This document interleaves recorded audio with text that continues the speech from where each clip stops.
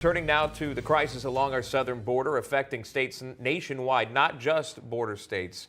Joining us now is Kansas Senator Roger Marshall. Senator coming on the program here, finally in the studio. He's on Good set to see with us. you. It's so good to see you, sir. Good to Thanks have for coming you. on. Yeah, we appreciate it and making the trip over here. I know you've been watching a lot of this play out over time, really, as we've seen the numbers continue to increase. In fact, Senator, as you know, there's been 221,000 migrant encounters just in the month of March alone. The numbers continue to increase, and we also have this stat to show you as well. If I can pull that up for you again, the numbers of what we're seeing here. Report from the Federation for American Immigration Reform finding this on your screen. Since Joe Biden took office, the illegal alien population has climbed to 1 million, costing taxpayers $142 billion a year. Senator, I know you tweeted this out just for reference. Kansas has a population of 2.9 million people. Joe Biden and Dems are trying. Senator, if I can have you just elaborate on what you're seeing and how this is being handled on a federal level, in your opinion. Well, Sean, it's a disaster. This is a crisis. This is a crisis created by this president. And either he's incompetent or he wants this crisis.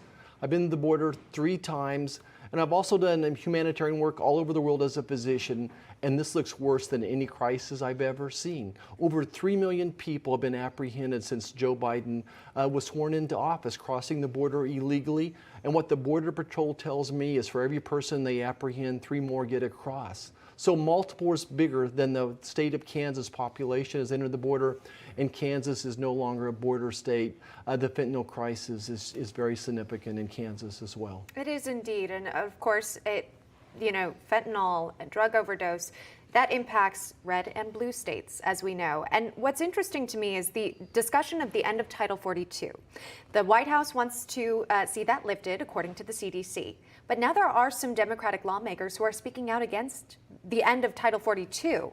Have you spoken to those lawmakers there? Do they share similar concerns with you? Would the White House listen to your Democratic friends? Well, Emma, those folks have elections coming soon, and they're in purple districts. So obviously they're running for cover, but they also live on the borders. Most of these folks we're talking about, I have talked to them, and they're very concerned about the impact on their particular borders.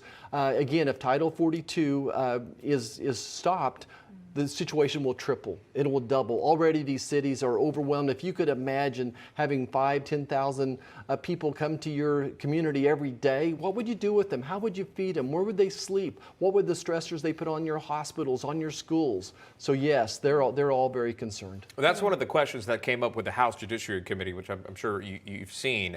DHS Secretary Alejandro Mayorkas in the hot seat, really being grilled by lawmakers. But I want to play this one response, something that came from Mayorkas for you, and get your reaction to that. Here's that. All right, we don't have that sound bite, but essentially what Mayorkas said is this: we inherited a broken system.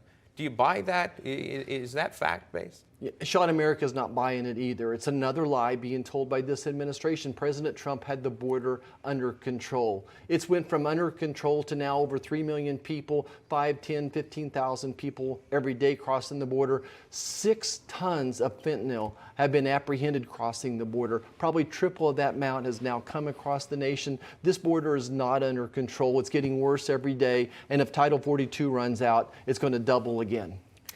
Jen Psaki has been asked by some reporters in the briefing room about this crisis, about the end of Title 42, and she says that the White House would be willing to work with Republicans to find a solution here. Have you seen that? Have you noticed that? I don't even know where the White House is anymore. Certainly the president's never reached out to the Republican caucus. They've got their hands full right now with inflation and this general theme of a lack of safety and security for families. So no, there's been nothing reached out by the White House. And in fact, they're trying to tie up other political issues with this one. I kind of want to ask you about that, too, kind of honing in on Washington. The big response that we've seen, and I believe from Mayorkas as well, has been putting the crisis, the border crisis, on you, on Congress to act, saying that, look, Title 42 is going to be in place as a public health measure. That's going to be dumped. But Congress, if you want something done, it needs to be up to Congress. what can Congress do? Does Congress need to act in terms of changing policies at the border? Or were there policies already in place that were working that seem to be removed day one of this presidency? Right. So the simple solution would be to reinstate President Trump's policies and finish building the wall. Again, on my third trip to the border, it was so frustrating to be in a helicopter flying down the river, see miles and miles of fence completed, but with areas open where the gates were ready to go next. The gates setting beside the situation there, but the federal government paying contractors tens of thousands of dollars a day to not work anymore. So first and foremost, we have to solidify the border. Until we control the border, there'll be no talk of fixing this very broken immigration system. Change. And if I could just change topics with you just for a second, because this is something that really has a lot of folks heated, and I'm curious to know if you have a thought on it. The Disinformation Governance Board. This has been put out by this administration to stop misinformation online, and it's going to be overseen by the Department of Homeland Security. Many folks have a problem with it. I'm curious, what are your thoughts on that? Sean, it scares me to death. If you would come to my town halls in Kansas with me, we've done almost 100. The biggest concerns are inflation and the safety and security of their families. The third concern, though, are our God-given constitutional rights. So this is a threat on our freedom of speech. Absolutely, this will lead to more censoring. Whose disinformation is it? How much disinformation is coming out of the White House? How much disinformation are we trying to correct in this show here in the last 5 minutes? We need a more open dialogue, not less information. Since you brought up social media here, and of course how we've seen people censored online through misinformation, do you have a comment on Elon Musk and his future Twitter plans? You know, my wife is celebrating. She's been begging for conservatives to step forward and buy these big social media companies. So buy your popcorn. Hopefully President Trump will be back on there soon as well. So this is a great moment for free speech. Again, like I said earlier, we need more speech, not less speech. Let me talk turkey with you if I can. Let's talk money just for a second here. The president came out yesterday and he essentially asked Congress, he asked Congress for more spending, more supplementary aid there for Ukraine. And it's been widely known that the United States wants to see Ukraine win this war. We've seen that. But nevertheless, the president wants roughly what is being reported about $33 billion in more spending, more aid, whether it be humanitarian. Recession was brought up when he was speaking. He said he's not concerned about recession. I mean, I am always concerned about recession, which again, that was a confusing topic as well. There's a read from Congress, and then there's a read from the American people on spending. Bridge that gap for us and where you stand on spending. Sean, let's bring this home. Now we're borrowing money from your grandchildren. So we're not just spending money, we're borrowing it from our grandchildren.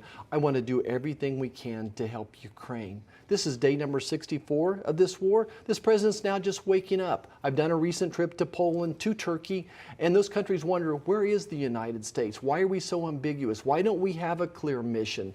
We're not even instituting the sanctions that we already have in place. Well, we're not impacting maybe 50% of the finances coming through the banks in Russia yet. So there's so much more we can do in sanctions. We need to do more. We've already spent more money than everybody else has combined in the rest of the nations. We have 100,000 American troops on the front line. Should those troops from Ukraine go into Poland? Americans doing a lot. We've already done $10 billion. We need to do more. $30 billion seems like a pretty big price ticket right now. So you wouldn't be a yes on that right away. You would want to know more. We'd have to know a lot more, and I want to know what Europe's doing. We need to be pushing. We don't want to make this Russia versus America. This needs to be the whole of the world against Russia. Let's end this with some big picture, looking ahead to the midterms, right? I know Republicans are hopeful that they will take back the House.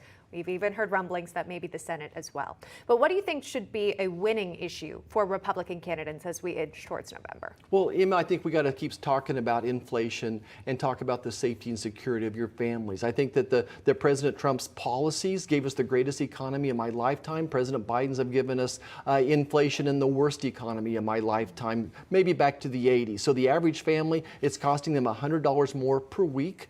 So people that live on the edges, my parents on a fixed income, my my children with young children, living paycheck to paycheck. As an obstetrician, what I learned is when the price of gasoline got above $4 a gallon, the patients stopped coming in as often. They said, doctor, can we reschedule this visit? So I think we have to run on those particular issues and run on protecting our God-given freedoms. Well, Senator, we'll let you go. It's been a pleasure to have you, though, in studio here. Are you headed back to D.C.? We will be soon. We're going to spend maybe another half a day here, and we'll work our way back to D.C. Well, grab yourself a slice, enjoy it. Yeah. I know it's a little colder here. Somehow they didn't turn off winter yet.